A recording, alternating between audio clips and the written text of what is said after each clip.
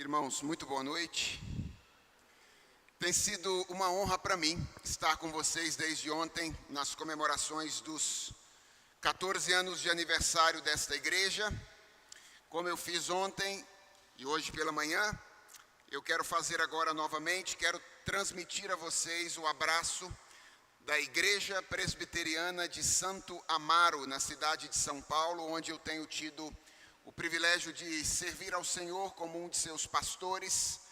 Quero também parabenizá-los em nome das instituições onde eu tenho servido a Ele, especialmente em nome do Centro Presbiteriano de Pós-Graduação Andrew Jumper, lá na cidade de São Paulo, e trazer o nosso desejo de que Deus continue abençoando muito a vida de vocês, dando a vocês uma vida longa e frutífera no ministério aqui nesta cidade, e que Ele use vocês para espalhar o Evangelho para além de Campina Grande, para todo o Brasil, quiçá para outros lugares também que estão ao redor do mundo. Quero convidá-los a ler a palavra do Senhor no relato que o evangelista Marcos faz da crucificação do nosso Senhor Jesus Cristo. Vocês estão trabalhando com o tema da cruz de Cristo como o coração do Evangelho. Nós frequentemente falamos sobre a cruz, mas nós raramente expomos o texto da crucificação. E o que eu quero fazer com vocês hoje é isso. Quero ler e expor o relato que Marcos faz da crucificação de Jesus Cristo. Ele se encontra no capítulo 15 do Evangelho, Marcos capítulo 15, e eu vou ler a partir do versículo 16 até o versículo 39. Marcos capítulo 15, do versículo 16 até o versículo 39. Você talvez estranhe que ele vai terminar no meio de uma pequena sessão, mas não estranhe. Esses títulos e sessões que nós temos na Bíblia em português, isso não está lá no original não, certo? Isso aí foi uma adição dos editores para nos ajudar a encontrar passagens. Mas, às vezes, unidades textuais podem terminar no meio desses blocos aí. Então, Marcos 15, do 16 ao 39, acompanhe atentamente e receba com fé esta que é a palavra do nosso Deus. Ela diz assim: Então os soldados o levaram para dentro do palácio, que é o pretório, e reuniram todo o destacamento. Vestiram-no de púrpura e, tecendo uma coroa de espinhos, lhe a puseram na cabeça, e o saudavam, dizendo: Salve, Rei dos Judeus! Davam-lhe na cabeça com um caniço, cuspiam nele, e pondo-se de joelhos o adoravam. Depois de o terem escarnecido, despiram-lhe a púrpura e o vestiram com as suas próprias vestes. Então conduziram Jesus para fora com o fim de o crucificar. E obrigaram a Simão Cirineu, que passava vindo do campo, pai de Alexandre e de Rufo, a carregar-lhe a cruz. E levaram Jesus para o Gólgota, que quer dizer lugar da caveira. Deram-lhe a beber vinho com mirra, e ele, porém, não tomou. Então o crucificaram e repartiram entre si as vestes dele, lançando-lhe sorte para ver o que levaria cada um. Era a hora terceira quando o crucificaram. E por cima estava em epígrafe a sua acusação: o Rei dos Judeus. Com ele crucificaram 2 ladrões, um à sua direita e outro à sua esquerda. E cumpriu-se a escritura que diz: com malfeitores foi contado. Os que iam passando blasfemavam dele, meneando a cabeça e dizendo: tu que destróis o santuário e em 3 dias o reedificas, salva-te a ti mesmo, descendo da cruz. De igual modo, os principais sacerdotes com os escribas, escarnecendo entre si, diziam: salvou os outros, a si mesmo não pode salvar-se. Desça agora da cruz o Cristo, o Rei de Israel, para que vejamos e creiamos. Também os que com ele foram crucificados o insultavam. Chegada a hora sexta, houve trevas sobre a terra até a hora nona. À hora nona, clamou Jesus em alta voz: Eloi, Eloi, lama sabactani, que quer dizer: Deus meu, por que me desamparaste? Alguns dos que estavam ouvindo isto diziam: vede, clama por Elias. E um deles correu a embeber uma esponja em vinagre e, pondo-a na ponta de um caniço, deu-lhe de beber, dizendo: deixai, vejamos se Elias vem tirá-lo. Mas Jesus, dando um grande brado, expirou. E o véu do santuário rasgou-se em duas partes, de alto a baixo.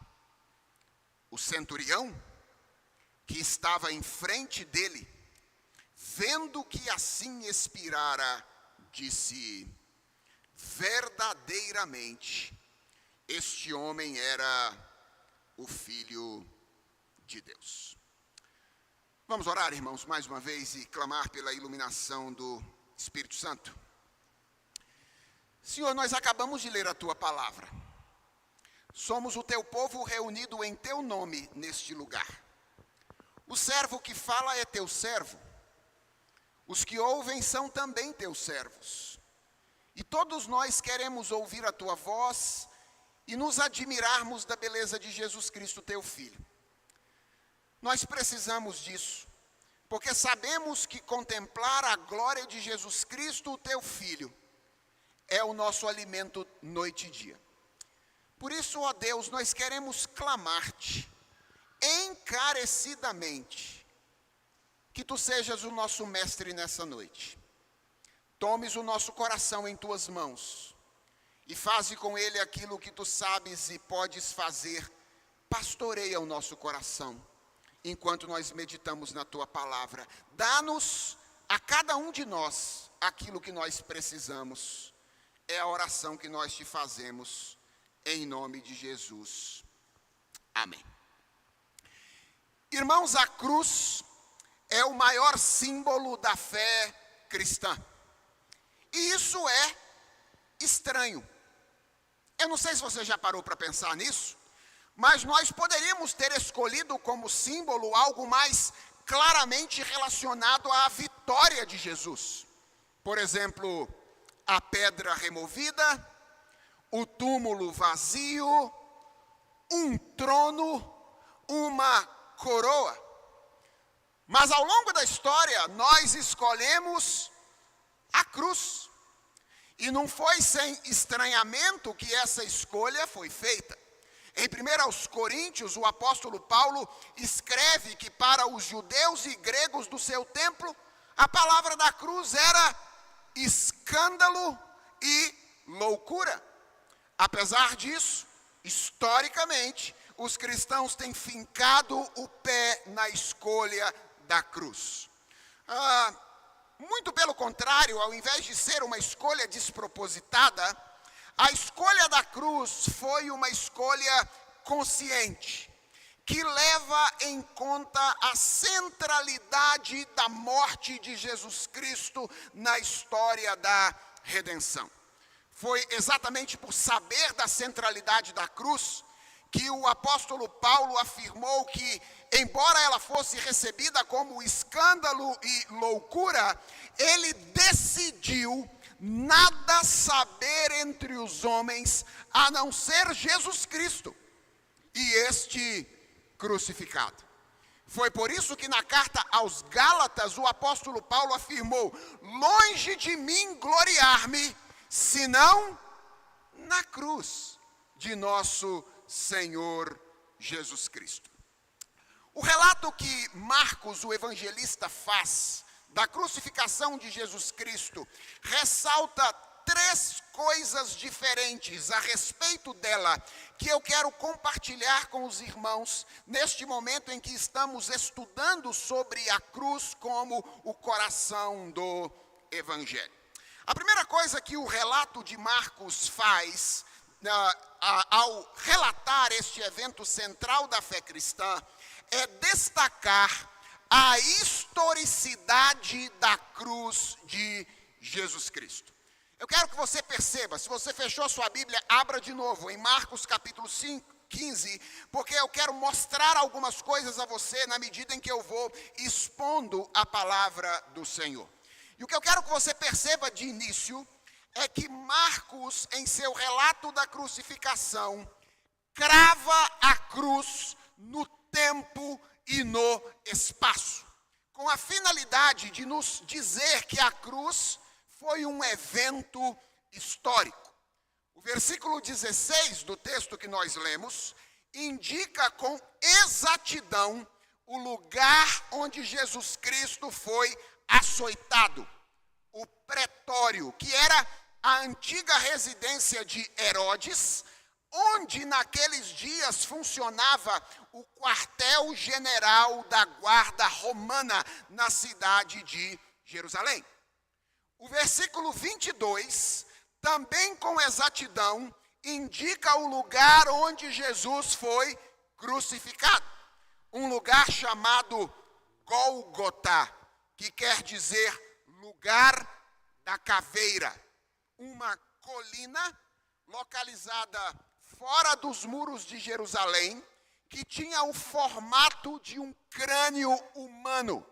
Daí vem a palavra Calvário, do latim, que vem da palavra calvária, que significa literalmente caveira. O versículo 25 indica com exatidão o horário em que Jesus Cristo foi crucificado. A hora terceira, às 9 horas da manhã. E o versículo de número 33 menciona um período de escuridão que começou ao meio-dia e terminou às 3 horas da tarde. E os versículos 34 a 37 indicam que a morte de Jesus aconteceu ao fim desse período de escuridão, às 15 horas deste dia. O que estão fazendo esses marcadores espaço-temporais no relato marcando da morte de Jesus Cristo? Eles não estão aqui por acaso. Eles foram colocados aqui, inseridos no relato, para nos lembrar que a cruz não é apenas um símbolo, mas a cruz, sobretudo, é um fato, um acontecimento histórico que tem implicações reais para a nossa relação com Deus, para a nossa relação com os outros e para a nossa relação com o mundo. Nós corremos o risco, irmãos, de distantes 2000 anos dessa história e tão familiarmente celebrando este fato ao longo do tempo, de começarmos a imaginar que a cruz é apenas alguma coisa distante na qual a gente crê, um símbolo, mas que não aconteceu de fato no tempo e na história. Marcos chama a nossa atenção para o fato de que, antes de ser um símbolo cristão, a cruz de Jesus Cristo foi um acontecimento real. Portanto, Marcos começa o seu relato, ou indica no seu relato, a historicidade da cruz. Mas não é apenas isso que está indicado no relato de Marcos. Marcos também indica no seu relato o sofrimento da cruz de Jesus Cristo. A crucificação, irmãos, era talvez, e ainda seja talvez, o tipo de execução mais cruel que a humanidade já conheceu. Ela foi criada pelos persas e foi aperfeiçoada pelos romanos para ser um verdadeiro espetáculo de horror. Roma não usava a crucificação apenas para punir uma pessoa. Roma usava uma crucificação para se afirmar e comunicar aquilo que poderia acontecer com quem entrasse no seu caminho.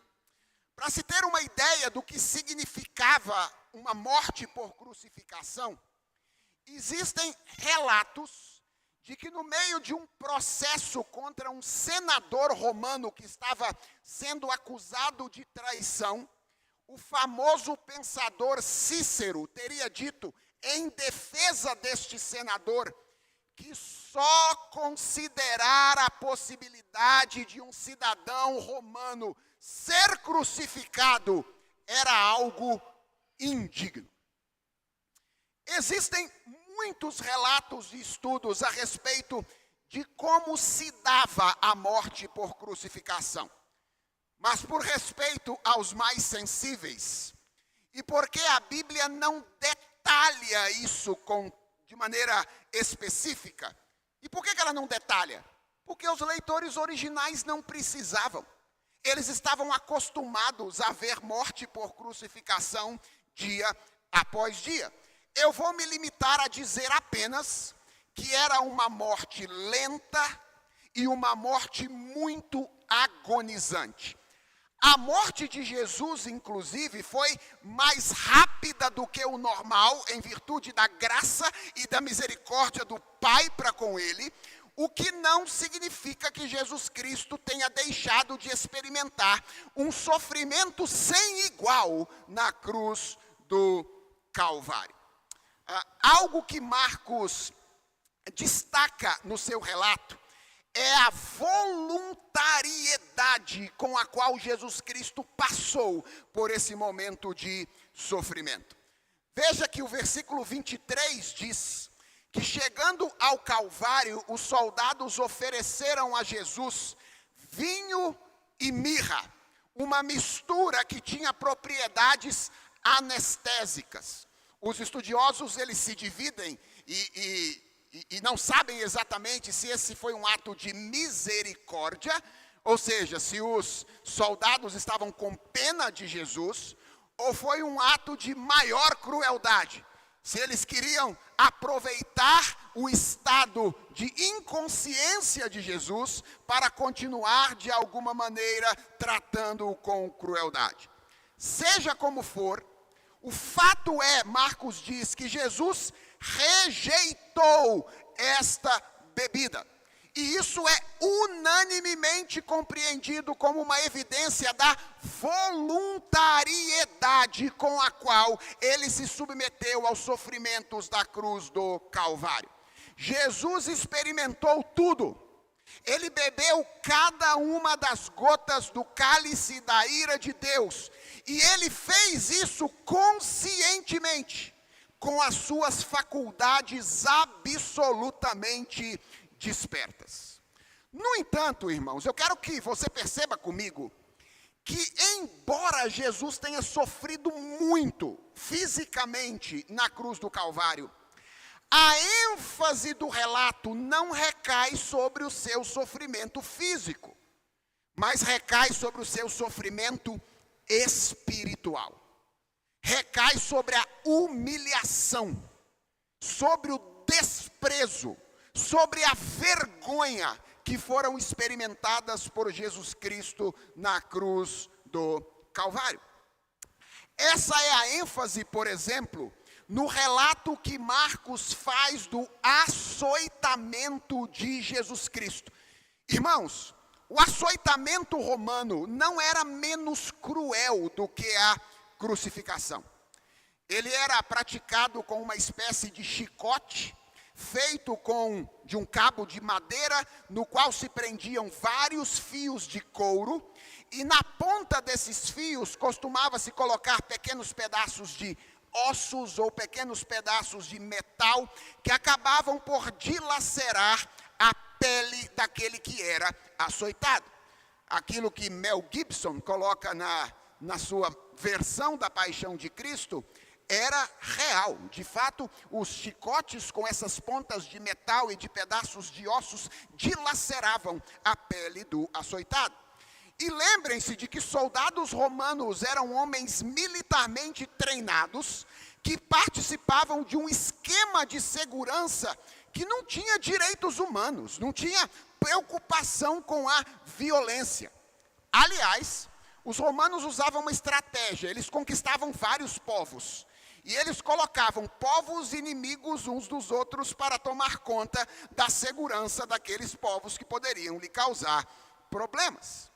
E eu quero que você perceba que nesse relato, Marcos usa uma palavra para indicar a quantidade de soldados que participaram do açoitamento de Jesus Cristo. Está aí no versículo 16 e a palavra é tropa.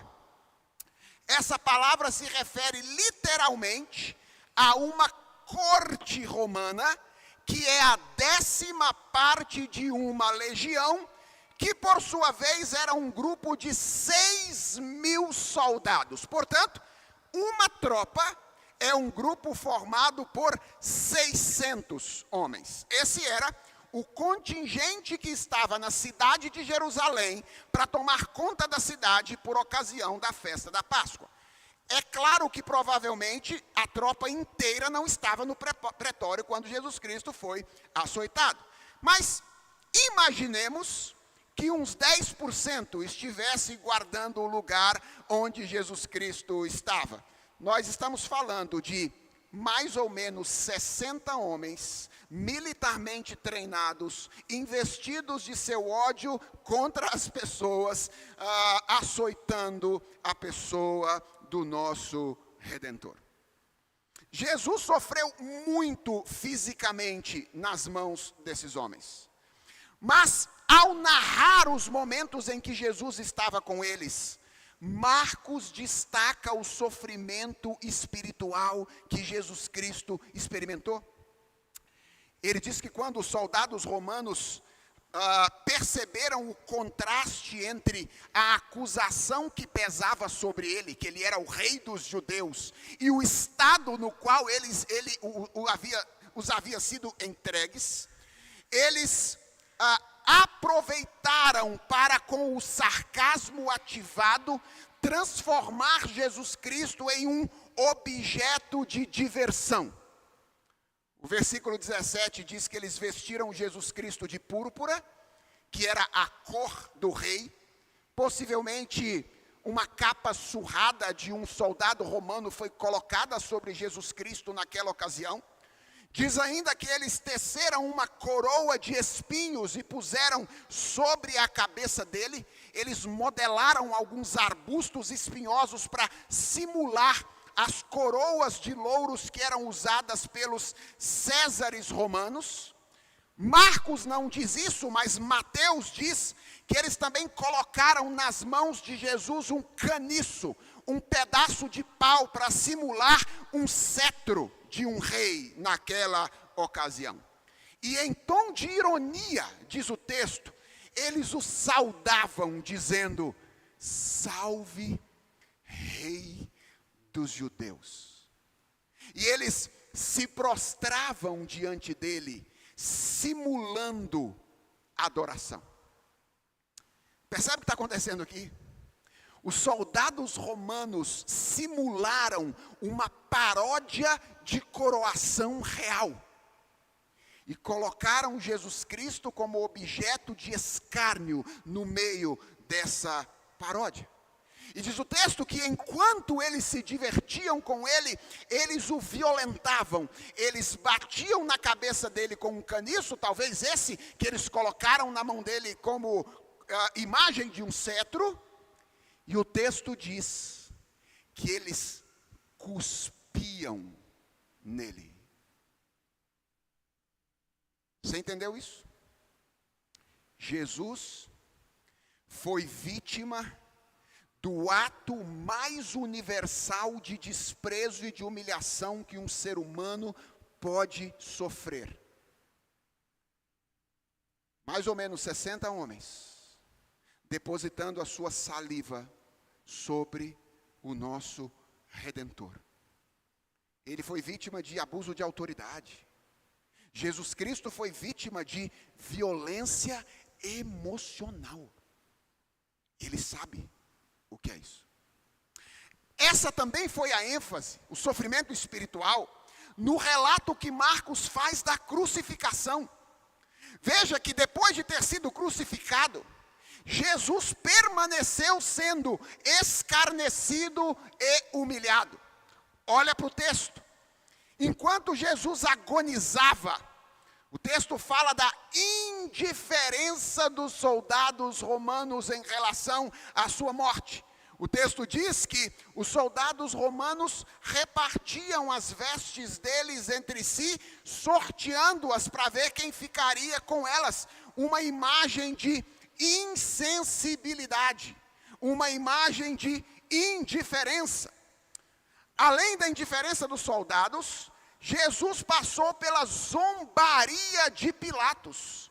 O versículo 26 diz que em cima da cruz de Jesus foi colocada uma epígrafe que dizia: Jesus, o Nazareno, Rei dos Judeus. Irmãos, através dos outros evangelistas, nós ficamos sabendo que o responsável por isso foi Pilatos, o governador romano. Ele certamente não acreditava naquilo que ele mandou escrever. Ele mandou escrever aquilo como uma forma de atingir a liderança judaica daquela ocasião com a qual ele não se dava bem. Ele usou Jesus Cristo para atingir os seus inimigos políticos. Nós ficamos sabendo disso porque os fariseus pedem a Pilatos que retire aquela epígrafe. Mas Pilatos diz aquela frase que ficou famosa quando um homem deseja falar da sua posição firme a respeito de alguma coisa. Ele disse: o que escrevi, escrevi. Jesus Nazareno, Rei dos Judeus.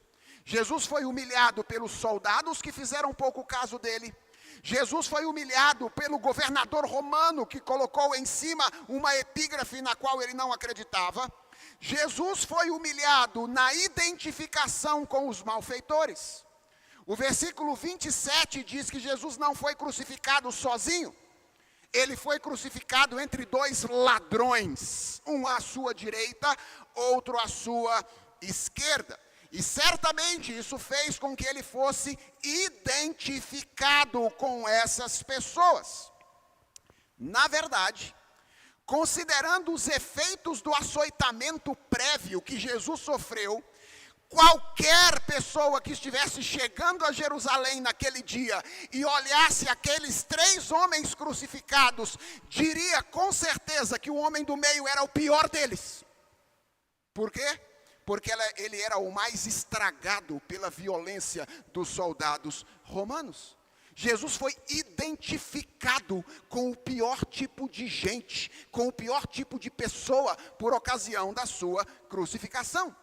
E Jesus teve que experimentar a zombaria da multidão. Deixa eu tirar uma ideia equivocada que a maioria dos cristãos tem da sua cabeça. Por causa da menção ao Gólgota, e por causa das imagens de Páscoa que a gente faz para veicular na internet, nós geralmente pensamos que Jesus foi crucificado no topo de uma colina, ou em cima de uma montanha. A Bíblia não diz isso. A Bíblia fala de uma colina, no lugar onde Jesus foi crucificado. Mas ela não diz que a cruz estava em cima desta colina. Com um detalhe, no versículo 29, Marcos fala de pessoas que passavam. Ora, pessoas que passavam pressupõe rua, ou pressupõe uma estrada. Você se lembra qual era o objetivo dos romanos com a crucificação? Era um objetivo de profetizar a sua força, dizer às pessoas: não entrem no nosso caminho, ou isso pode acontecer com você. Certamente os romanos não faziam a crucificação em um lugar distante da vista das pessoas. Jesus foi crucificado próximo a uma colina chamada Gólgota, mas provavelmente à beira do caminho, à beira de uma estrada, às margens desta colina. E o texto diz que aqueles que passavam indo e vindo de Jerusalém diziam a ele: você não disse que destruiria o templo e que o reconstruiria em 3 dias? Desça da cruz. Ele foi vítima de humilhação dos transeuntes que passavam por ocasião da sua crucificação. E como se isso não bastasse, Jesus foi vítima da zombaria dos próprios sacerdotes e escribas que faziam questionamento semelhante. Eles diziam no versículo 31 e 32, salvou os outros, a si mesmo não pode salvar? Desce da cruz, Cristo, Rei de Israel, e nós veremos e creremos em você. E o texto diz que até mesmo os malfeitores que estavam crucificados com ele o questionavam desta maneira. Essa é a segunda coisa que Marcos quer nos mostrar ao relatar a maneira como Jesus Cristo foi crucificado. Que além de ter sido um fato histórico, com lugar concreto no tempo e no espaço, a cruz foi uma experiência de profundo sofrimento e de humilhação. Mas há uma terceira e última coisa que Marcos nos diz a respeito da cruz de Jesus Cristo. Ela não tem a ver com a sua historicidade, ela não tem a ver com o seu sofrimento, mas ela tem a ver com o seu significado. Qual foi o significado da cruz? Irmãos, Deus não foi pego de surpresa com aquilo que aconteceu no Calvário. Nós às vezes lemos esta cena e ficamos nos perguntando, onde estava Deus quando o seu filho estava sendo tratado desta maneira? O que o relato de Marcos nos mostra e destaca é que os eventos daquele dia eram não apenas conhecidos por Deus o Pai, mas eles foram, cada um deles, planejados e dirigidos pelo Pai, de modo a identificar o significado daquilo que estava acontecendo naquele dia. E há 3 coisas que são indicadas pelos acontecimentos daquele dia, tal qual são relatados por Marcos aqui. A primeira coisa que Marcos diz sobre o significado da cruz tem a ver com a sua singularidade. Aquela não era uma cruz qualquer. Os judeus e os romanos viram muitas crucificações, mas aquela era diferente. Isso é indicado, por exemplo, pela epígrafe que foi colocada por Pilatos sobre a cruz de Jesus Cristo. Se você conhece a história, você sabe que Jesus Cristo sofreu pelo menos 4 acusações diferentes. E Pilatos poderia ter escolhido qualquer uma delas para colocar sobre a epígrafe de Jesus Cristo. E considerando o objetivo da crucificação romana, talvez tivesse até um que era mais apropriado, mais adequado. O de que Jesus era um rebelde contra o Império Romano. Essa foi uma das acusações que ele sofreu. Pensa, logicamente falando, não seria essa a melhor acusação para colocar em cima da cruz? Já que a cruz era usada pelos romanos para dizer, isso pode acontecer com você se vocês se colocarem no nosso caminho? Era. Mas não foi essa que Pilatos escolheu. Ele escolheu a única que, apesar da intenção irônica que a acompanhava, indicava a verdade sobre Jesus Cristo. Jesus, o Nazareno, Rei dos judeus. Apesar da ironia, a epígrafe de Pilatos declarava a verdade sobre aquela cruz. Aquela não era uma cruz qualquer. Aquela era a cruz do rei. Isso também é indicado pela maneira como Jesus enfrentou o sofrimento daquele dia. Irmãos, tem algo que costuma nos passar despercebido aqui. É que embora Jesus tenha experimentado um sofrimento incomparável, Jesus também demonstrou um poder incomparável na cruz do Calvário. Lembra? Ele tinha passado a noite em claro, tinha caminhado forçadamente de um lado para o outro, tinha sido duramente agredido e estava agora enfrentando uma morte agonizante. Mas olha o que Marcos diz: ele permaneceu em condições de falar nos momentos mais cruciais da sua paixão, de um modo que a sua autoridade pudesse ser percebida pelas pessoas.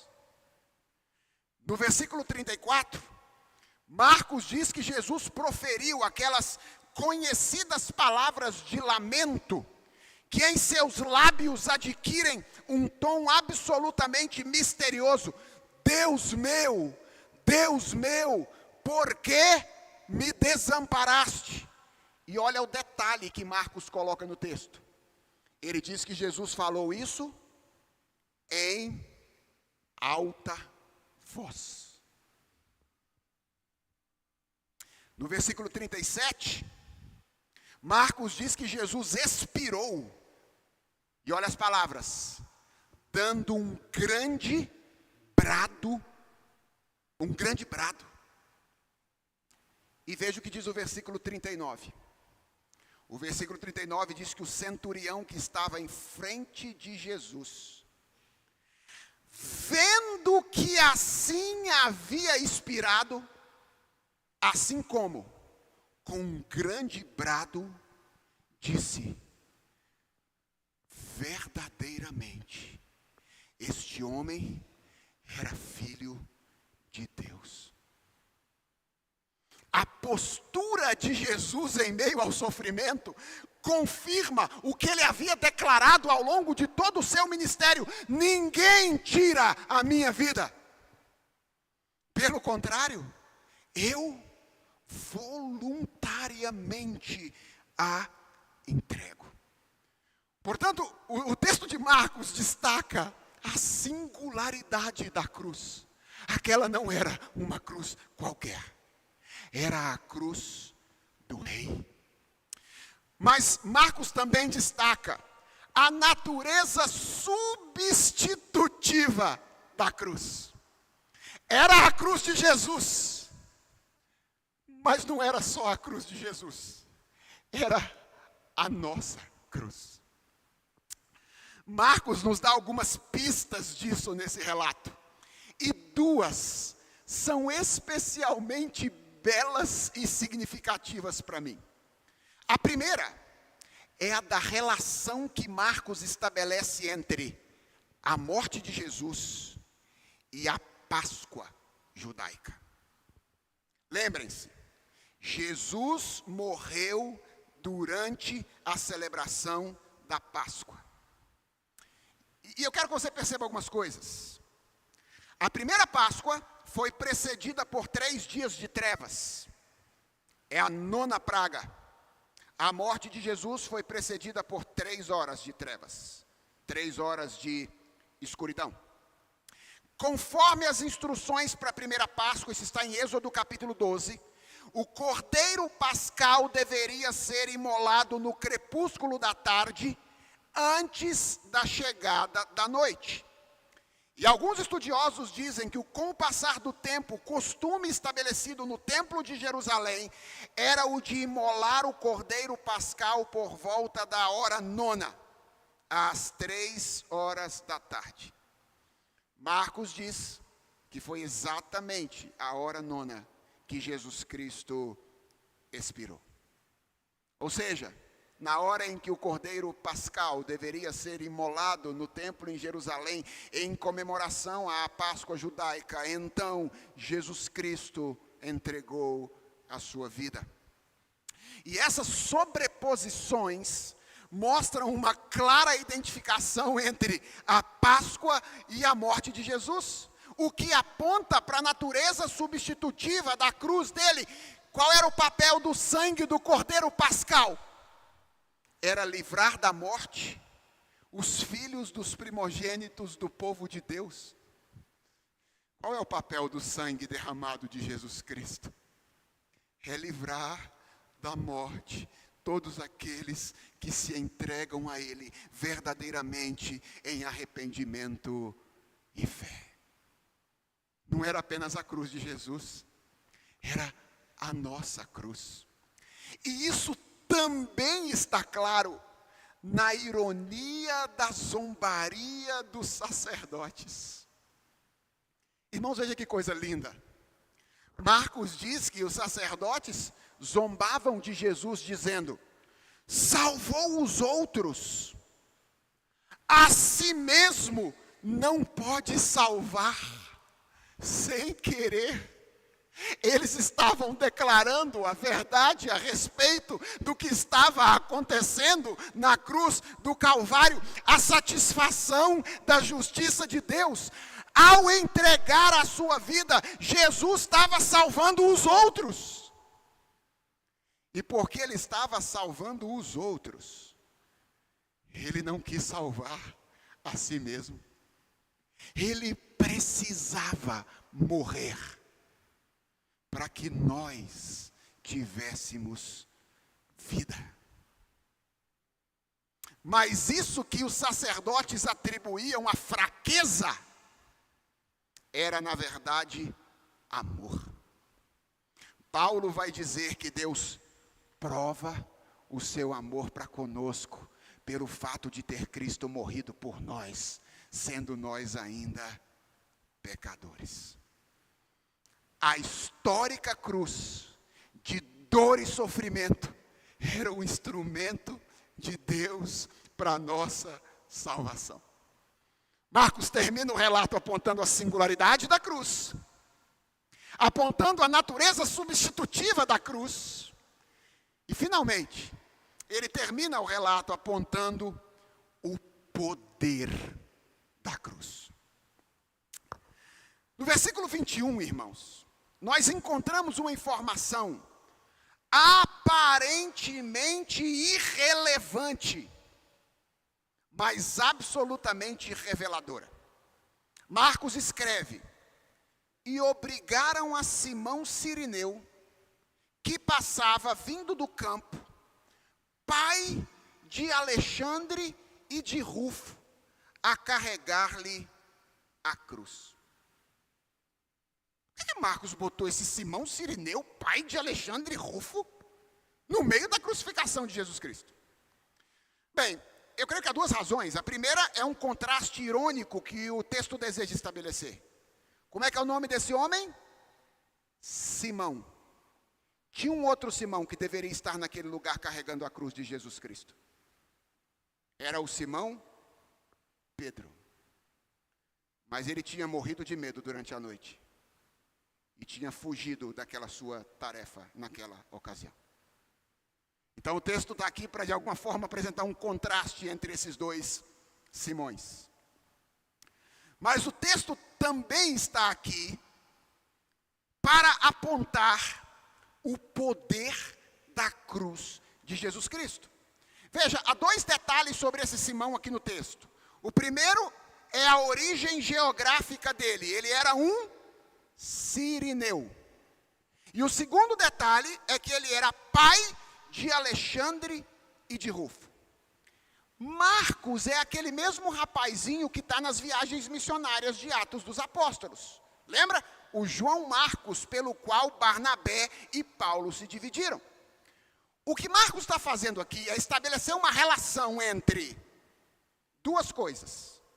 Uma região gentílica, onde havia uma igreja cristã forte durante o tempo de Atos dos Apóstolos, e uma família cristã relevante de liderança, e a crucificação de Jesus Cristo. Atos dos Apóstolos, capítulo 11, 20, diz que crentes sirineus eram evangelistas de gentios durante o período da dispersão. E Atos 13, 1 diz que um dos líderes da igreja de Antioquia era um homem chamado Lúcio de Cirene. E Rufo, um desses homens, é mencionado pelo apóstolo Paulo nas saudações finais da carta que Paulo escreveu à igreja de Roma. Vejam só, irmãos, uma igreja forte, atuante, uma família de liderança saudável na igreja, nos anos iniciais da fé cristã, como possivelmente através desse encontro providencial que se deu em um momento em que humanamente Jesus Cristo poderia ser visto como qualquer coisa, um criminoso, um homem mau, menos como um Salvador, menos como um Rei. No entanto, nós estamos falando da cruz.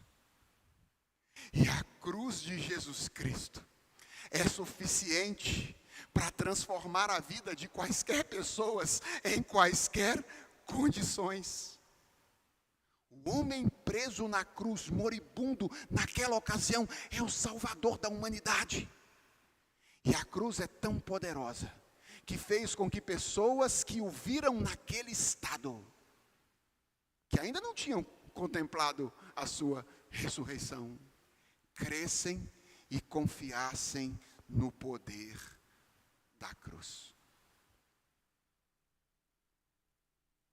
Pergunta: o que a gente faz com um relato como esse? Como é que a gente responde a um relato que aponta para a historicidade, para o sofrimento e para o poder da cruz de maneira tão vívida? O que fazer diante da percepção da centralidade da cruz? Algumas pessoas acham que uma boa resposta é apegar-se à cruz como uma espécie de amuleto. Tem gente que acha que é isso que a gente tem que fazer. Daí elas mantêm a cruz em suas casas, elas levam-no penduradas no pescoço, elas transformam a cruz em um sinal, como se a cruz tivesse propriedades mágicas capazes de afugentar os males que nos rodeiam. E como se a mera exibição da cruz fosse suficiente para isso. Duplo erro. Eu quero dizer a você, se você acha que é isso que é para fazer com a cruz, eu quero dizer a você que você está equivocado. Primeiro porque a cruz não teve lugar na história da humanidade para que nós obtivéssemos conforto imediato sobre os nossos males neste mundo. Ela teve lugar na história para que nós obtivéssemos o perdão dos nossos pecados, a transformação da nossa vida e a vida eterna. E segundo, porque não é a mera exibição da cruz que faz que isso aconteça. Você pode exibir a cruz quantas vezes você quiser. Mas o que Jesus disse que os seus discípulos deveriam fazer para serem beneficiados pela cruz, era tomar a cruz. Ele disse: se alguém quer vir após mim, negue-se a si mesmo. Tome a sua cruz e siga-me. Pastor, o que significa tomar a cruz? Irmãos, essa é uma das expressões mais mal entendidas da Bíblia. Tem gente que diz assim: pastor, minha cruz é meu marido. Olha, marido difícil, viu? Deus me deu. Mas eu estou aqui, pastor, firme. Afinal de contas, Jesus mandou. Tem que tomar a nossa cruz. Ô, pastor, minha cruz são os meus filhos. Ô, filhos duros que Deus me deu. Tá difícil, pastor, mas eu estou aqui, ó, segurando firme. Afinal de contas, Jesus disse: tem que tomar a cruz. Irmãos, está errado, não é isso que Jesus está dizendo. E trabalhar com essa ideia, trabalhar com salvação pelo mérito. Você é salvo pela sua capacidade de resiliência em relação ao seu sofrimento. Não é isso que a Bíblia ensina sobre a salvação. Cruz na Bíblia é sinônimo de morte. O que Jesus está dizendo quando ele diz: tome a sua cruz, é morra. É isso mesmo. Obviamente não fisicamente, mas espiritualmente.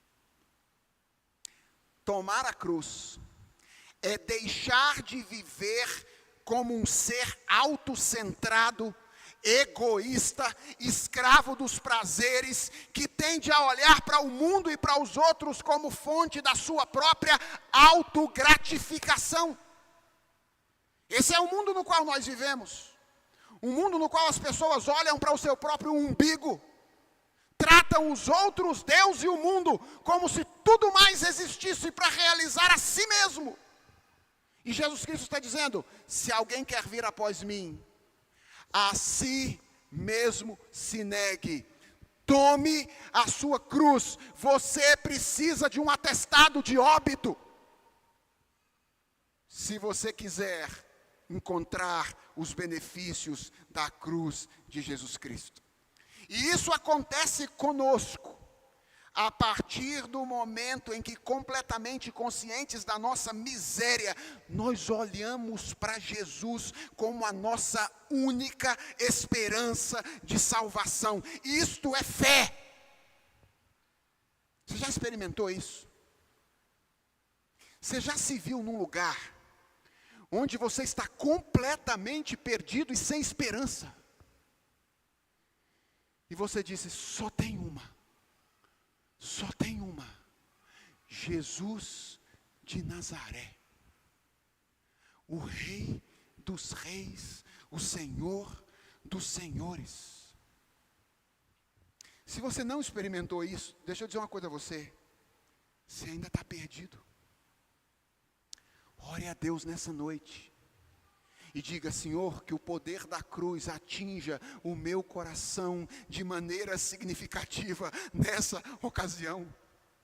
Porque é quando o poder da cruz atinge o nosso coração e nós percebemos que Jesus é a única esperança, que nós somos unidos pelo Espírito de Deus a Ele pela fé, em sua morte pelo Espírito Santo, e nós morremos com Ele na cruz do Calvário. Não há outro caminho. Se você quiser ser salvo, você precisará morrer para nascer de novo, mas precisará morrer. Porque na história da redenção é assim. A coroa precede uma cruz. Mas há algo mais com o qual eu quero encerrar minha mensagem nessa noite. Eu quero dizer a uma igreja que completa 14 anos, parabéns pelos 14 anos desta igreja adolescente. Eu quero dizer a vocês que a cruz é algo que nós precisamos não apenas tomar, mas é algo que nós precisamos também anunciar. Lembra do hino? Sim, eu amo a mensagem da cruz. Até morrer, eu a vou proclamar. 14 anos. Eu não sei quantos anos Deus vai dar a vocês. Minha oração é que sejam muitos 14. Ou poucos, se Ele vier antes. Mas se Ele não vier antes, que sejam muitos 14. Mas a minha maior oração por vocês, completando 14 anos de vida hoje, é que pelos quantos 14 anos Deus lhes conceder, vocês nunca façam o que muitas igrejas no Brasil estão fazendo: substituir a mensagem da cruz. Irmãos, não há salvação fora da cruz de Jesus Cristo.